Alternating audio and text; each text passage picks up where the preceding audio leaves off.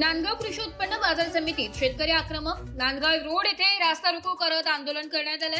23 February रोजी सोमवारी नांदगाव कृषी उत्पन्न बाजार समिती समोर शेतकऱ्यांचा रास्ता रोको आंदोलन। नांदगाव येवला रोड मार्ग बंद झाल्यामुळे वाहनांच्या रांगा लागल्या होत्या। मका व कांद्याला अनुदान मिळण्याबाबत व कांदा निर्यात शुल्क रद्द करण्याबाबत नांदगाव तहसीलदार यांना निवेदन देण्यात आले। निवेदनामध्ये सध्या कांद्याला कवडीमोल भाव मिळत असल्याचं उत्पादन खर्च देखील निघत नाहीये, त्यामुळे शेतकरी आर्थिक संकटात सापडलाय। शेतकरी कर्जबाजारी होते, त्यामुळे विक्री केलेल्या कांद्याला अनुदान मिळावे, तसेच कांदा निर्यातीत व कांद्यावरील निर्यात शुल्क शून्य करावे।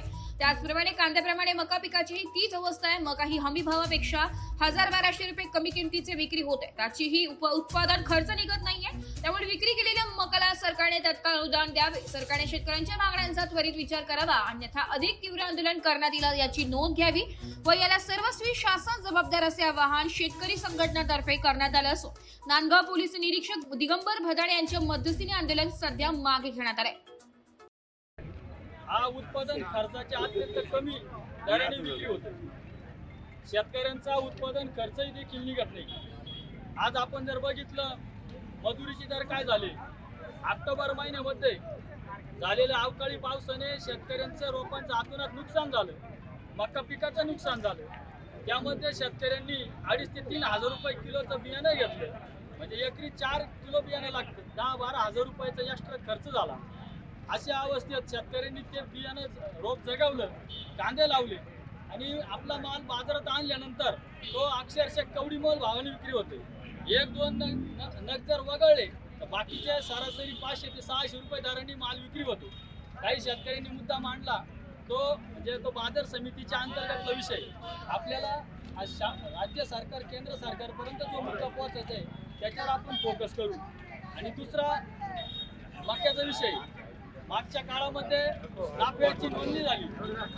2000 ते 21 शेतकऱ्यांनी नाफेडच्या केंद्रावरती नोंदणी केली, परंतु प्रत्यक्षात 200-250 वाहने सुद्धा या नाफेडनी खरेदी केली नाही। आणि बाजारामध्ये जो शासनाने 2400 रुपये हमीभाव जाहीर केलाय त्याच्यापेक्षा 1000 ते 1200 रुपये दराने शेतकऱ्याला आपला मका विकावा लागला।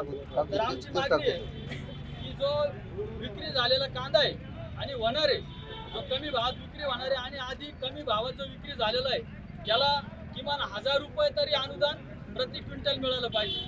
आणि दुसरी मागणी आहे की जी मका पण हमी भावापेक्षा 1000 ते 1200 रुपये दराने कमी विकल्या गेली आहे, तर सरकारने या रिकाम्या वांजोटे NCCF नाफेडच्या योजनांमध्ये कोट्यवधी रुपये घालण्यापेक्षा थेट शेतकऱ्याच्या खात्यात 1000-1200 रुपयांनी शेतकऱ्यांना पैसे द्यावे ही आमची विनंती आहे। तरी आपण शासनापर्यंत लवकरात लवकर आमच्या मागण्यांचा विचार करा आणि आमच्या मागण्या शासनापर्यंत पोहोचवण्याची एस मराठी न्यूज साठी जिल्हा प्रतिनिधी विजय बडोदे, नांदगाव।